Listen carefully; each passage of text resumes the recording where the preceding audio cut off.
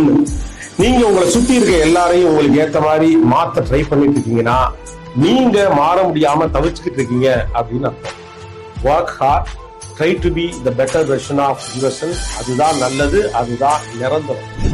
2, நீங்க சரியான பாதையில போகல, தப்பு செஞ்சுட்டு இருக்கீங்க அப்படின்னு உங்களுக்கே தெரியும் பட்சத்தில் உங்க மனசாட்சியோட சண்டை போடாம, ஈகோ இல்லாம உங்க தவறுகளை ஒத்துக்கணும். தவறுகளை ஒத்துக்கிறப்பதான் அதை எப்படி சரி செய்யலாம் அப்படின்னு யோசிக்க முடியும். இல்லைன்னா கடைசி வரைக்கும் நாம செய்யக்கூடிய தவறுகளுக்கு சமாதானம் சொல்லிக்கிட்டு இருக்கிறதுக்கும் எக்ஸ்கியூஸ் சொல்லிக்கிட்டு இருக்கிறதுக்குமே காலம் சரியா.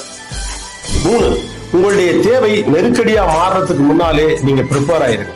ஏன்னா நெருக்கடி ஏற்பட்ட பிறகு நம்ம செய்யற எல்லாமே பெரும்பாலும் டேமேஜ் கண்ட்ரோலா தான் இருக்கும்.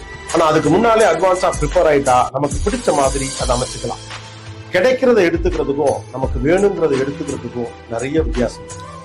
4, எல்லாத்துக்கும் பயப்படாதுங்க. நீங்க ரொம்ப பயந்தா நிலைமை மோசமா மாறும்.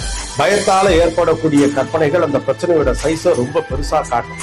ஒரு கட்டத்துல பிரச்சனையோட சண்டை போடுறதுக்கு பதிலா அந்த பயத்தோடய சண்டை போட்டு அடுத்து என்ன ஆகுமோ பயம் இருக்குல்ல, அது பிரச்சனையை விட பெரியது.